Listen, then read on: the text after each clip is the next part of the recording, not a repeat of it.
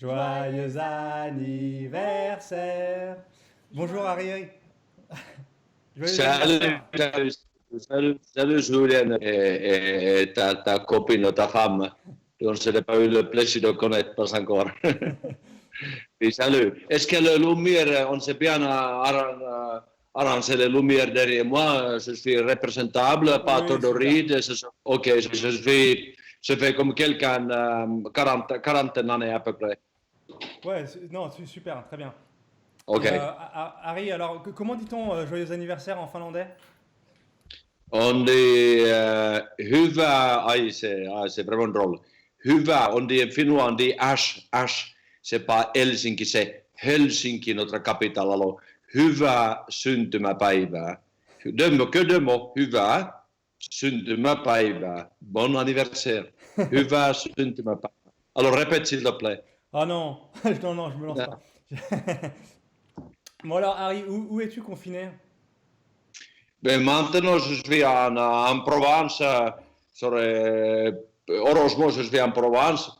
Aussi bien, j'aurais été en Finlande aussi, mais rester bloqué à Monaco, ça aurait été dur dans un appartement à Monaco. Alors, moi, on est ici en Provence, dans la campagne. C'est encore quelques outils ici, comme tractopelle. Ce n'est pas la Ferrari, mais j'ai un tractopelle. Je peux crocher un trou et le boucher le lendemain. Et faire le jardinage. Jardinage n'était jamais vraiment mon truc de favori, mais ici, en fait, des fois, de temps en temps, arracher des mauvaises herbes, c'est pas mal. C'est pas mal. Et c'est même perdu quelques kilos, et ça se voit peut-être, mais. Tu seras en forme pour le Tour Auto en septembre. Ah oui, mais si ça continue comme ça, je vais perdre encore peut-être 5 kilos. Non, mais j'attends vraiment que ce confirme se termine, mais c'est évidemment un passage obligatoire et qui nous fait réfléchir beaucoup de choses, c'est vrai, mais il faut toujours rester optimiste et avoir l'espoir. Et l'homme sait surmonter les choses difficiles, comme Mhm. exactement. Et on apprend, chaque fois on apprend quelque chose. Ce n'est pas les déclarations pessimistes de Apocalypse, non, pas du tout, c'est pas vrai. C'est chaque fois, c'est comme l'aviation. Chaque fois qu'il y a un accident de l'aviation est plus sûre qu'avant l'accident. Et c'est ça. L'homme est capable de tirer les conclusions et améliorer les choses. Oui. On espère. Ouais. Avec qui es-tu confiné? J'ai pu voir avant de commencer cette vidéo que tu n'étais pas seul à la maison. Non, je suis vraiment plutôt l'homme gâté. Mes deux filles qui sont normalement à Marseille, jusqu'à il y a quelques jours, les deux filles étaient à la place Rita, c'est-à-dire les trois femmes qui s'occupaient de moi. C'est pas quelque chose que je mérite, mais c'était comme ça. Maintenant, l'autre fille, Ria, est rentrée à Marseille et maintenant, il y a encore deux femmes qui s'occupent de moi, Rita et tout. Hein, oui. Mais contrepartie, c'est d'être vraiment assidu dans le jardin. Oui. Et justement, à part le jardinage, est-ce que tu as des voitures à t'occuper pendant ce confinement? Les, non, parce que quand ce n'est pas les vieilles voitures. Il y en a ceux qui s'occupent des vieilles voitures. Et j'aime bien, c'est un peu bricolé, mais ce n'est pas. C'est vrai que ce n'est pas trop de vieilles voitures dans la garage. Dans la garage. J'aime bien les regarder, mais il y a beaucoup d'entretien. Beaucoup d'entretien. Et moi, je dois avouer, c'est toujours dit ça. Pour conduire, j'aime bien les voitures modernes. Mais évidemment, les vieilles voitures sont, c'est comme notre, comment on dit, c'est notre histoire, quand tu vois une vieille voiture, ça te rappelle de ta jeunesse, de ta première petite amie, beaucoup de choses, ça nous rappelle de l'époque qu'on a vécu et je l'appréciais beaucoup. Mais de s'occuper des vieilles voitures, c'est pas pour moi. En parlant de voitures plus modernes, on te voit avec, tu étais habillé aux couleurs de BMW, donc tu es ambassadeur de la marque. En quoi consiste ton rôle pour BMW? Il y en a, en fait, tout auto prend bouffe de la manière positive. Presque la majorité de mes journées, ce que je fais avec BMW France, d'être ouvreur à Toronto depuis quelques années, qui est une semaine vraiment fantastique. J'attends toujours avec beaucoup d'impatience la semaine de Toronto.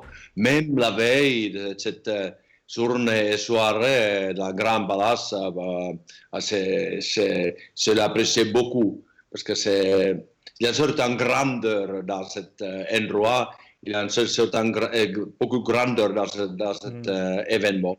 Mais à part ça, je fais des inaugurations d'un garage et beaucoup de tractés sur circuit, c'est-à-dire un concessionnaire qui invite les clients, pas seulement les clients de BMW, mais aussi les clients potentiels qui n'ont pas encore eu cet réveil, pour acheter un BMW, alors qu'ils roulent sur le Porsche, Audi ou une autre marque, et on les amène sur un circuit à Albi ou à Manicourt ou ailleurs. Et qu'est-ce qu'on fait? Je parle normalement 3 personnes avec moi dans la voiture, M2, M3, mais j'aime bien M2 parce que c'est maniable. Et j'enlève évidemment toutes les gadgets électroniques, mais non seulement les gadgets qui sont pour la sécurité absolument nécessaires, mais en tout cas, quand je les enlève, ça me permet de partir en grande glissade. Et évidemment, c'est toujours aussi impressionnant pour ceux qui sont dans la voiture. C'est ça, on te connaît. Quand tu dis c'est maniable, ça veut juste dire que ça glisse bien. Exactement. Pour moi, c'est ça. Et c'est étonnant comment, évidemment, les gens sont très impressionnés, mais en fait, je leur montre, voyez, il n'a pas beaucoup de travail à faire. En fait, quand la voiture est bien adaptée. Mais je leur rappelle qu'il ne faut absolument jamais, sur la circulation normale, il ne faut pas enlever ni ABS, ESP, il faut les garder parce que ça donne une marge de sécurité énorme. Il faut les enlever sur la circuit, mais pas ailleurs. Bien sûr. Et justement, en parlant de glissade, on m'a dit que des fois vous partez en glisse en lâchant les mains du volant. C'est possible ça? Peut-être pas pour longtemps. Mais je me souviens, dans ma jeunesse, c'était avec Björn Waldekord, qui est le champion du monde, un pilote extraordinaire suédois. C'était tout au début, à la fin des années 70. C'était tout au début de ma carrière. J'étais en Suède pour la reconnaissance du rallye de Suède, entre les murs de neige. Et lui avait il faisait un truc incroyable. Quand on est parti complètement contrabraqué, il a enlevé ses mains, il a attendu que le volant a retourné à la position originale et il l'a rattrapé. C'est simple. Quelqu'un a fait ça. Non, mais sur la circuit, tu peux montrer comment la voiture est maniable et c'est impressionnant parce que les gens ne savent pas comment c'est. En fait, c'est facile. Et alors au Toronto, vous avez un rôle d'ouvreur. En quoi ça consiste? Comme n'importe quel rallye, c'est comme les spéciales sont fermés. Alors, le rôle d'un ouvreur, c'est pour voir que la route est vraiment fermée. Donc, il n'est pas nécessairement toujours il y a toujours dans le cercle quelqu'un à franchir en ligne quelque part. Et alors, tu vois que la route est vraiment fermée. Tu vois que le chronométrage marche correctement. Il n'y a pas de foule sur la route. Et comme ça, en fait, l'ouvreur est comme dernière personne avant que les compétiteurs viennent, qu'ils puissent passer le spécial en toute sécurité. Ouais. Et tu parlais de tester le chronomètre. L'autre ouvreur, c'est François Chatriot, l'autre ouvreur BMW. Est-ce que vous comparez un peu vos chronomètres des fois quand même? Je crois que François, il a l'air avoir les temps qui sont supérieurs à la mienne. Je suis sûr qu'il ne me donne pas les vrais temps. Je crois qu'il enlève peut-être dizaines de secondes chaque fois de son temps. Non, on compare, mais il faut rester quand même, rester raisonnable. Rester raisonnable, oui, oui.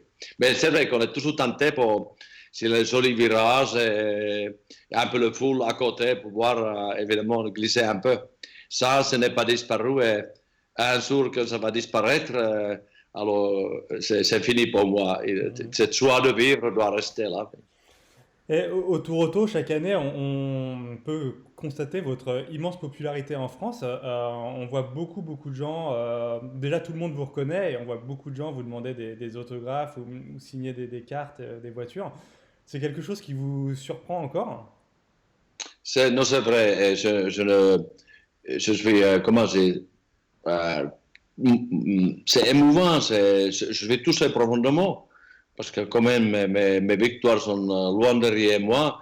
Mais cette contact, comment les gens m'accueillent, comment ils m'acceptent, c'est vraiment, ça me touche. C'est-à-dire cette contact. C'est question de l'humanité. C'est entre deux personnes, il y a un certain lien qui se construit au fil des années.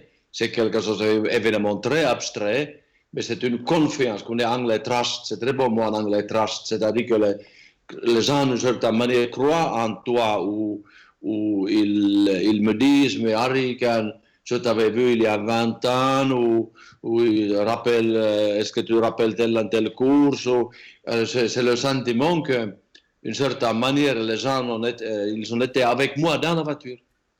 Dans la voiture.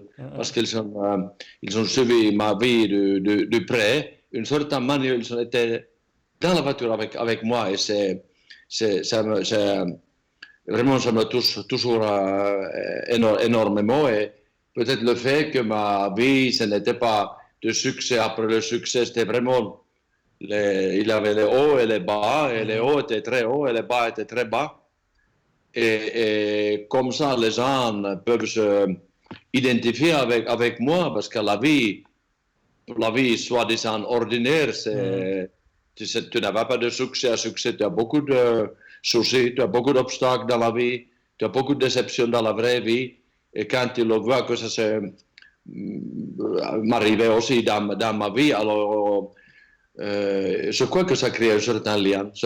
Et, non, finalement, les voitures sont fantastiques, mais elles ne me parlent pas. Mais par contre, les gens me parlent. Et même si tu les vois que peut-être quelques minutes, mais tu partages quelque chose dans la vie. Et tu es égaux. Niveau de, OK, l'autre, peut-être je suis un peu connu, eux ne sont pas connus. Mais à niveau de l'humanité, ça ne change rien. Valeur de l'homme est pareil, toujours pareil. Ah, il y a quelques jours, on était en conversation, vidéoconférence avec Romain Dumas qui a battu l'année dernière le record de la montée de Pikes Peak. Il a fait un temps vraiment impressionnant en moins de 8 minutes. Qu'est-ce que ça vous inspire? Vous avez eu un moment, même pendant très longtemps, le record de la montée avec la Peugeot 405. Et aujourd'hui, quand vous voyez les performances des voitures électriques en plus de Romain Dumas, qu'est-ce que ça vous inspire? Mais nous, on a fait à l'époque, qu'est-ce que 8 c'était? minutes 40. Oui, c'était, en plus, c'était la route trempée Mais complètement. Il y ouais, avait c'était pas goudronné jusqu'en. mais peu importe, c'était maintenant, ils sont 3 minutes plus rapides. Et c'est vraiment un coup de chapeau à Romain, d'abord à Sébastien Loeb et maintenant à Romain. Et, parce que les vitesses sont incroyables. Et là, il n'a pas un niveau de sécurité, il n'y a rien. Alors vraiment, à cette vitesse-là, il vaut mieux rester sur la route. Vraiment, un coup de chapeau à Romain. Il est très doué, on le connaît. Maintenant, je crois que cette record va rester longtemps, je crois. Mais nous, on a fait, si tu regardes mon Instagram, il y a quelques jours, la week-end dernier, on a fait un nouveau record de Pikes Peak. C'est moi qui ai le nouveau record. Mais je dois avouer que la distance était pour 3 mètres seulement. Alors, c'est pas tout à fait 20 km, mais. On va aller voir. On va aller voir sur votre compte Instagram alors. Et les soirs d'été, quand il y a du soleil, vous conduisez toujours comme ça? Aujourd'hui? C'est vrai dans le geste que les gens m'en parlent tout le temps. Et ça, évidemment, les gens. et les gens sont étonnés de voir. En fait, ce qui s'est passé à l'époque, cette séance d'essai qui était très tôt le matin, et personne n'avait pensé à part au soleil, que le soleil était très bas, et ça nous a surpris, ça m'a surpris.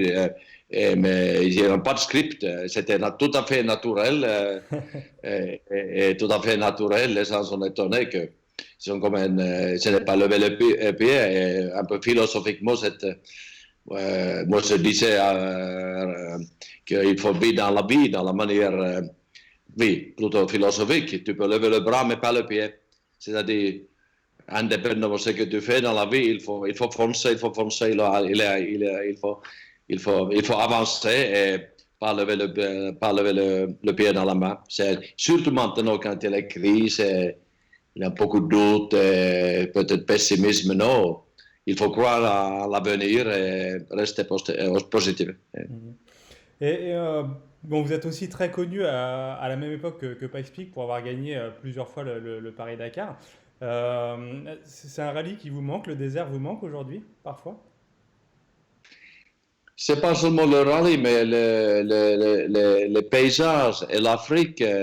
Une fois quand on était en Afrique, ça devient c'est un continent qui ne peut pas vous laisser indifférent. Dans son malheur, dans sa joie, tout ce qu'on voit, c'est comme l'université de la vie quand tu vas en Afrique. Et souvent, je me demande si j'étais né moi-même à Timbuktu, au lieu de tout pouvoir à l'est de Finlande, comment ma vie sera différente. Alors l'Afrique, Paris-Dakar, c'est grâce à Paris-Dakar que j'ai découvert l'Afrique. Et pour moi, c'était pas seulement une épreuve de sport mécanique hors norme, mais c'était une aventure humaine hors norme. Et quel est votre plus grand souvenir de carrière en compétition?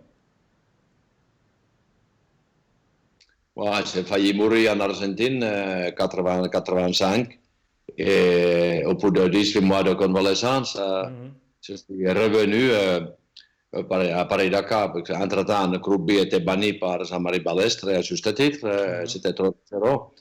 Mais j'ai aussi cette groupe B, les gens m'en parlent tout le temps de groupe B. Mais je crois que cet accident en Argentine, votre retour a été compliqué physiquement, mais pas que, psychologiquement aussi. Qu'est-ce que ça vous a appris de la vie, ce passage?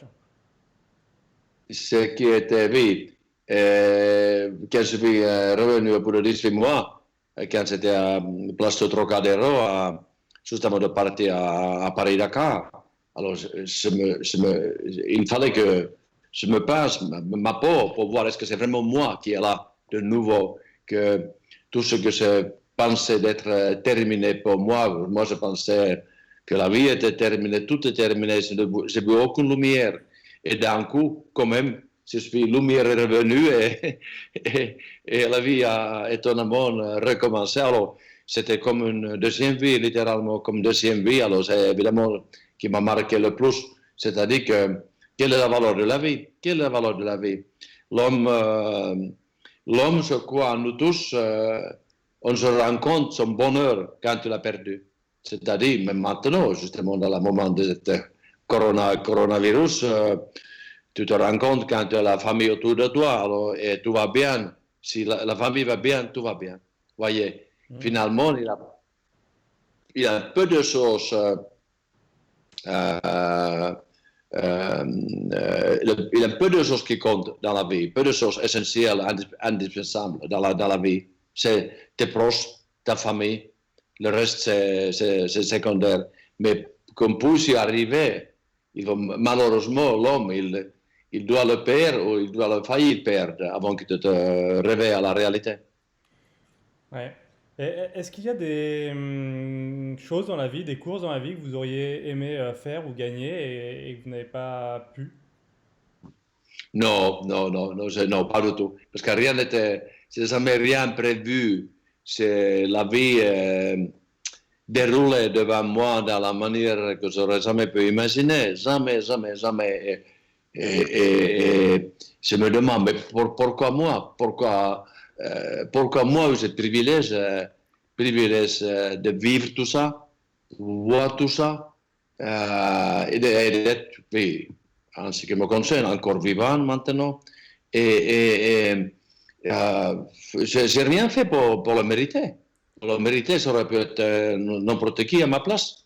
Mais ça m'arrivait. Mais ça fait parce que la vie est tellement abstraite et ça me rappelle comment l'homme est petit et l'homme doit rester petit.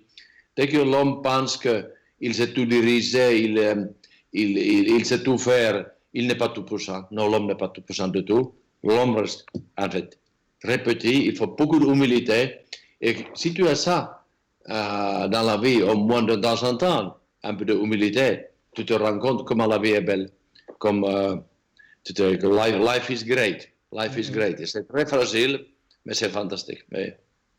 Et juste au début de notre échange, vous disiez que peut-être la période que nous traversons en ce moment changerait des choses dans nos comportements. Vous pensiez à quoi en particulier? Pas changer dans la manière négative, parce qu'il y en a ceux qui complètement sans aucun fondement disent qu'il faut fermer les frontières maintenant et chacun peut au choix. Non, c'est tout le contraire. Non. L'homme va être plus fort. On va tirer beaucoup de conclusions et l'homme doit rester ouvert. Autrement, il n'y a pas de développement si l'homme n'est pas ouvert. On a aussi vu l'importance de l'économie maintenant. Vous voyez tout de suite qu'il n'y a pas ni industrie, ni commerce. Alors nous, dans les pays riches, on a eu la chance. Nous, ça va créer le chômage, et ça va créer plus de dettes. Mais on n'a pas la famine ici. Mais ceux qui habitent à Burkina Faso, c'est famine qui va leur arriver. Vous voyez, tout est lié. Tout est lié dans la vie. Et même Greta, le jeune Suédoise Greta, elle est restée très silencieuse maintenant récemment. Alors, l'homme ne peut pas réduire les émissions en arrêtant de travailler, mais il fait simplement mieux. C'est pas qu'on va partir vers bateau à voile maintenant, comme il y a 200 ans. Non, mais l'avion sera encore plus efficace. Les voitures qui viennent demain, ils sont encore beaucoup plus efficaces qu'aujourd'hui. Il y a toujours moins de gaspillage. Avec moins, on fait toujours plus. C'est productivité, gain de productivité. Ça égale éradication de pauvreté. C'est mathématique. Et non, il faut rester positif. Et cette technologie va nous donner beaucoup de clés tout le temps. Tout le temps, il y a des soucis, mais l'homme va surmonter. L'homme va toujours surmonter. Qu'est-ce qui vous tarde de faire quand le confinement sera terminé? Qu'est-ce que vous ferez en premier? Non, c'est vrai. Ah, mais maintenant, c'est parce que BMW change et vraiment, je suis privilégié. Alors, 2 fois par an, la voiture et maintenant, je prends toujours les modèles diesel, le gros moteur diesel, parce que c'est pour la sécurité, c'est fantastique. Alors, je prends toujours soit X4, X6 ou X3 ou X5. C'est les 4 modèles dont se fait la rotation. Et maintenant, c'est X4 avec 40D diesel, c'est fantastique. Et pourtant, la consommation est étonnante. Et quelle sécurité, quel plaisir. Je suis souvent, je monte vers Monaco à Grenoble et je prends les routes nationales, simplement que les routes nationales de Monaco à Grenoble. Ah, c'est quel plaisir d'aller A à B. Et imaginez Julien, j'en ai fait combien de millions de kilomètres dans ma vie. Et maintenant, sur la route nationale, je m'arrête de temps en temps pour un café, dans les lieux que je connais, parce que je connais le monsieur qui est dans la café, comme ça. Mais en tout cas, le plaisir de conduite, alors, je vais combiner ça avec un très bon restaurant. Je vais chercher un restaurant qui est un peu plus loin et on va combiner les bonnes tracés avec ma BMW XC4 et bon restaurant à l'autre côté. Ouais, Oui. je crois que vous aimez bien prendre votre temps quand vous roulez. J'entends souvent au Tour Auto Aude ou Isabelle dire Harry, c'est le meilleur des ouvreurs, mais malheureusement, il faut souvent le presser un petit peu. Oui, parce que non, Isabelle, sacrée Isabelle, elle se lève trop tôt, elle pense que moi je ne me lève pas, c'est pas vrai, je me lève. Et c'est vrai, dès que je vois un joli café quelque part, un bon vieux, un joli endroit, il faut en profiter, il faut savoir savourer la vie. Il faut savoir savourer la vie. Et pour savourer la vie, c'est les petits instants, c'est un bon café, d'être accompagné d'une belle personne, belle voiture, vous voyez, c'est les choses simples, il faut savoir les apprécier. Oui, oui. Mais je t'aime, Isabelle, tu le sais. Je t'aime, je t'embrasse. Eh oui, et au Tour Auto, quand on vous attend sur une ville étape, faut que vous soyez à l'heure. Faut pas décevoir les gens non plus. Non, c'est vrai. C'est vrai, c'est vrai. Bon, Harry, qu'est-ce qu'on peut. C'est votre anniversaire aujourd'hui, qu'est-ce qu'on peut vous souhaiter pour l'année à venir? C'est ma dernière question. C'est qu'on dit toujours en France, surtout la santé. La santé et le bien-être de mes proches. Mhm. Eh ben voilà, c'est entendu. Ben, Harry, on vous retrouve. Et pour toi, pareil, Julian, et Isabelle, à tout le monde qui sont impliqués dans cette tour auto. Et on se retrouvera tous le 31 août au Grand Palais. Exactement, exactement. On verra comment, peut-être avec des masques, peut-être pas, mais en tout cas, on espère vraiment se retrouver. Ok, absolument, absolument, ouais. Avec les masques, on ne voit pas mes rides. Ah, bien sûr. Merci beaucoup, Harry. Et, et, et salut aussi à Patrick et la femme de. Sylviane. Comment s'appelle la femme de Patrick? Sylviane. Sylviane, exactement. Oui, je l'aime beaucoup. Oui. Et je t'embrasse aussi, Sylviane. Eh ben, on lui montrera la vidéo. Et puis, ben, on est pressé de vous retrouver, Harry. Merci. Parfait. À très bientôt. Également. Ok. Merci, Julian. Au revoir. Stay safe. Salut. Bye bye.